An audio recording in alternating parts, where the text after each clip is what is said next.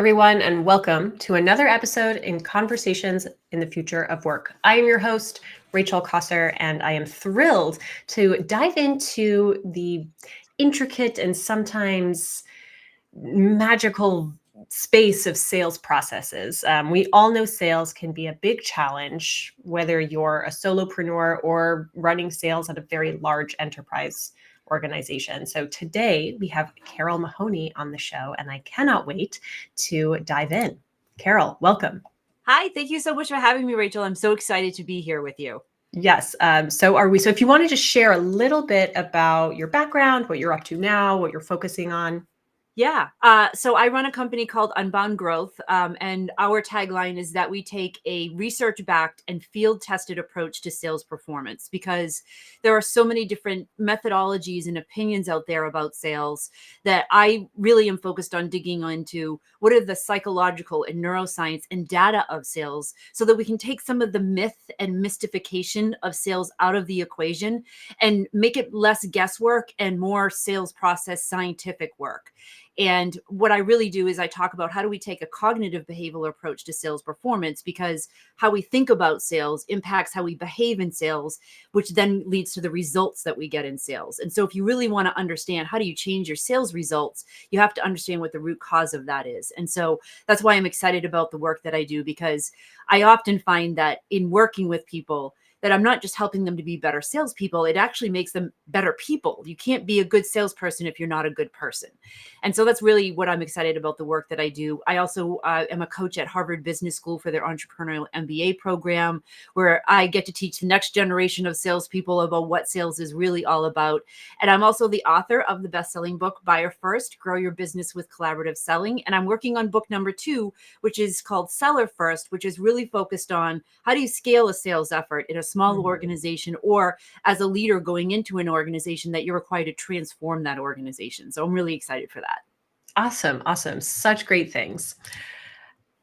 Just to dive right in. So you mentioned in your intro there that, I mean, there's a lot that goes into your sales performance that's rooted in your own feelings about sales or attitudes towards sales. So I'm curious to hear what are some of the biggest mistakes you see being made when it comes to trying to execute on a sales process. The number one biggest mistake that I see nearly every sales organization make with their sales process is it's what I call an inside out sales process. They start from the inside of their organization. What is it that they need to accomplish? What do they need from their sales process?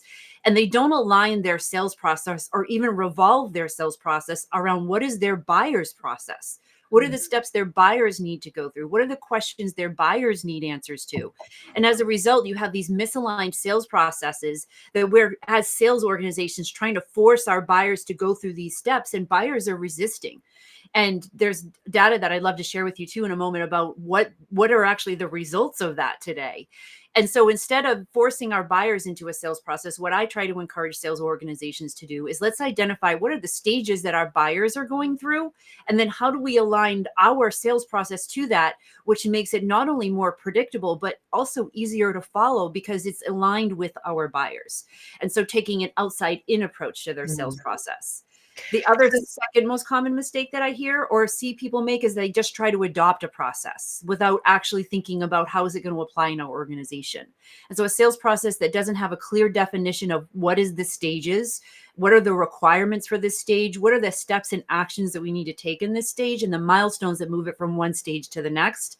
Instead, it's that, well, I think it's here, and then it might be there. And so it becomes these unpredictable, unforecastable pipelines that frustrate sales organizations. So going back to the first mistake that you see so often, moving from or shifting from inside out to outside in. I mean, the buyers' behaviors are changing a lot. Yes. And so, I mean, like there must be some kind of constantly evolving requirement there, right? To be able to change as your buyers are changing. Yeah. In my work that I do, one of my colleagues, David Hoffeld, did a research study where he synthesized over 400 studies on buying behavior. And what was interesting about that is that through all of these different studies over a period of decades, and buyer behaviors are continuing to change, but one thing that remains consistent is that they're asking themselves certain questions that they need answers to before they can feel comfortable moving to the next stage. So for example, is this even a problem that I need to solve? Is it a problem that I need to solve right now? What's the best solution for me to solve this? Why this particular vendor over that particular vendor? So it's these questions that we really base it off of, versus the buying behaviors of that, what they're going to do. Is if we can understand the questions within those stages, then it makes it easier for us to understand and sometimes even predict what are the behaviors that they're going to demonstrate in that. And then also having that flexibility to understand what are the behaviors that our buyers are giving us at these particular stages. Are they offering information freely? Are they involving other people in their organization? Are they sharing with you what their criteria and requirements are at those particular stages? These are all things that we can work into our sales process that tell us, based on our buyers' behaviors, where we actually are with them. Right, right. And examples of things like that would be like asking them what their budget timeline is, like, understanding their internal processes so that, Exactly. you're not having these like back and forth conversations that are actually irrelevant because, the timing on their end is wrong or something. Yeah. My favorite ultimate question in the sales process is to ask a buyer, what type of results are you looking for? When do you need to see them by? And what is the impact of getting those results by that date or not getting them by that date? Because then with that answer of where do they want to be in the future and why it matters, you can then reverse engineer each of the steps and stages that they need to go through in order to get that result. Instead, most salespeople start with, well, when do you want to make your decision by? Which is what a salesperson cares about. When do you want this implemented by? Which is what a salesperson cares about. Buyers care about when are they going to get these results, because that's what is, their jobs are on their line. Their businesses are on the line for that. Right. It sounds like if you've done the work to align your sales process with buyer behaviors and needs, am I right in thinking that your sales process could become simplified? Like, is there such a thing as a simple sales process? There is such a thing as a simple sales process. Of course, it depends on the type of organization you're selling into or selling with. If you're selling to a small business owner, it can be a relatively simple sales process, 3 stages, once and done. Whereas, more enterprise size deals where you have multiple decision-making units involved, you have longer sales cycles that are involved, anywhere from 18 to 24 months sometimes, then you're going to have what appears to be a much more complicated sales process where you may have more stages. But again, if you're following those 2 simple rules of having clear definitions and milestones and activities for each stage that align with each decision-making unit's questions and behaviors that they have, it doesn't seem quite as complicated as it might appear. Right. Yeah, it's interesting because at Virtual Sapiens, we sell to individual coaches, and then we also sell to enterprise level organizations. And so we've actually seen, we've seen sales or deals that have turned around in a number of days. And then we've literally been in these just over a year long procurement, oh my God. And it's interesting to kind of take a step back and analyze the processes that happened with each, because they are similar, just accelerated and simplified, right? Depending on almost directly in relation to the size of the organization. Yeah. It's almost like anything in life. The more people that you get involved, the longer and more complicated it's going to be. So many cooks in the kitchen metaphor. Because everyone has an opinion and a thought and different risk and perceptions and experiences that are involved with that as a sales professional, you have to be able to take those into account. You're essentially kind of the ringleader in that organization, helping them to come to consensus on what is the actual problem. Do we all agree on that? Do we all agree on what the solution and impact is going to be? And do we all agree on the value of that this impact is going to have on us? Right. It's coming to that consensus that is often difficult for organization. And it's the top salespeople who are able to be that outside voice of reason sometimes that actually are able to make these deals happen. Right. And that, because I have also found that if urgency has been either triggered or identified, that's been one of the biggest indicators of whether the deal will succeed or whether it will get almost caught in this horrible cycle of conversation and no action. Yeah. What is your advice for getting to that nugget of urgency faster? I go back to my favorite question. What type of results do you need to see? by when, and happens if you don't see those results by that date, and what happens if you do. And if they don't know the answers to that and you can't help them get there and there isn't urgency, I'd like to dispel the myth that you can create urgency in your buyers. You can uncover it, you can nurture it, but you can't magically create it for them through a discount or some other fear factor kind of a variable. It really has to be something that you uncover and nurture with your buyers. And if it's not there, having the sense to walk away from that deal or say, you know what, maybe a different time, maybe next year is a better time for us to talk about this when you fully realize the impact of this issue. Yes, I love that you stated that so articulately, because I do think that oftentimes people who are maybe greener in the sales process, you know, you connect with another human being and they'll take your calls and they'll like, you know, I've done all this work to get there. yeah, and you're like, oh my God, this is progress. And then you or hopefully you realize that like, actually this person is not ready to buy your solution. They think it's like, this happens to us every now and then where I'll be like noticing these conversations and, you know, in some ways there are very positive signals, but then in the actual underlying behaviors that like the deal's not progressing. And it's because the buyer is just like, thinks your product is really cool, can see the relevance of it, but doesn't have that urgent need. And so they're like, you know, it's just never going to be a priority that gets pushed through. Right.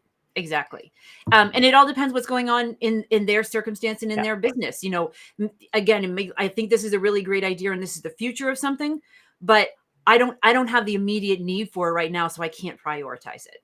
Right. Yeah. Right. And then conversely, like we just had a deal with a very large company go through, and like procurement was not an issue at all. Like we were done in a week, which was I was shocked.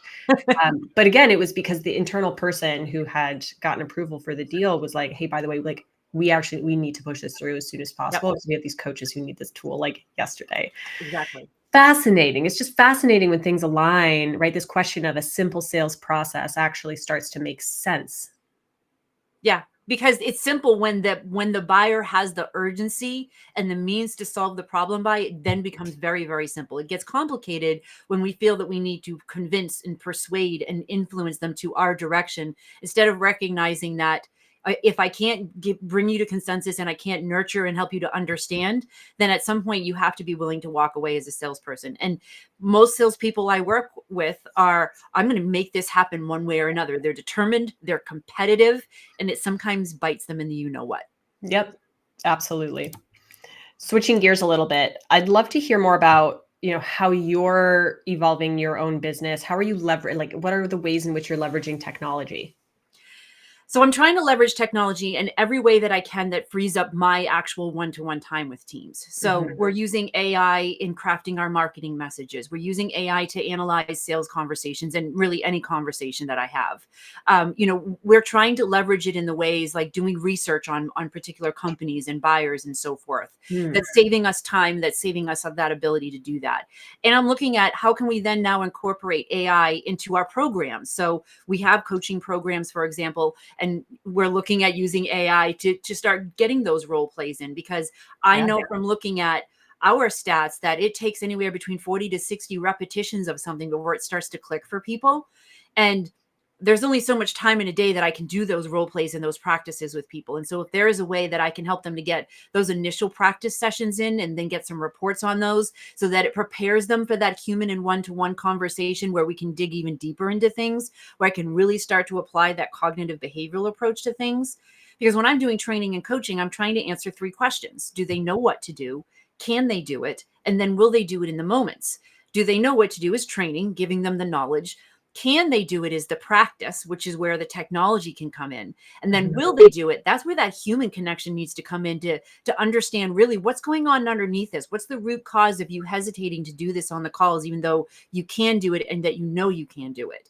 And so that's some of the ways that I think that technology can accentuate the human interactions that we have in our businesses, because sales is still very personal. People still want a human being to be involved, but that doesn't mean we can't leverage the technology to make that more insightful, more relevant, and well, faster. Right. Absolutely. And that's, you know, something we talk about a lot and that I've been having lots of conversations about recently is, like, as you said, where and how can technology and AI amplify the human skills? Right. or speed up your productivity, right? I feel like there are those two core applications for AI. And then there's this third one that I actually I can't get on board with, which is like using AI to kind of replace some of that human authenticity, right? Like avatars, eye gaze redirect, right? Things that are actually altering what's happening in reality. Yeah. I don't know if I'm you've not watched there that. either. I am Yeah. not there either. I am though on board with, if AI can offer us different perspectives, different insights into things Mhm. that we might not have seen before because of our own biases, which I don't believe that AI is unbiased, by the way. But at the same time, it also can help us. Like, I was just on a conversation with a client. And they're like, well, why didn't we see that before? I'm like, the old saying, if you're inside the bottle, you can't read the label. If AI can give us the opportunity to get outside of our own environments and look at things and see them differently that we hadn't considered before, I see that as a way of accentuating that human experience and insight. Right, right. Absolutely. I think that, makes a ton of sense. So one of the things that you and I had discussed briefly before putting this session together, some of the studies and research that you rely on heavily to really support your work. So what are some of the research studies that you've been looking at or digging into recently? So most recently, I've been looking at performance data and studies around that. And there was a report that just came out that was the B2B sales benchmarks report that was put out by Pavilion. And what was interesting, or I don't know if I want to say interesting is the word, maybe sad about this, is that what it revealed is that in 2024, that we're seeing a drastic decrease in the level of productivity for salespeople. Like win rates are down by 18%, sales cycles are up by 16%, deal values themselves are down by 21%, and 69% of reps last year missed their quota. And 44% of deals slipped, like they either slipped or pushed or they went into no decision. Gartner's research is showing like 60 to 80% of deals are resulting in no decision. And despite the fact that we're spending $50 billion a year in technology and we're seeing these kinds of results still, there's other factors, of course, that are at play here. There's, what's happening in our economy and business uncertainties and things like that. But this was for 2024. This isn't from right now. And as I look at that, and I also then think about, like you had just said, there's those that think that we can replace the human experience or the human interaction with technology. I don't think that's necessarily the case, because the research that I have found is that people want a human being to be able to help them to make that decision, to feel confident and comfortable in the decisions that they're making. Hmm. And so what's happening and what I see happening is that technology is creating more decision stalls, no decisions, staying with the status quo, because there's so much information that's being thrown at us and our buyers that we're overwhelmed with that information. And then on top of that is the uncertainty that these solutions are going to provide for us. And then the big thing is, does everyone in the organization even agree on what the problem and the solutions are?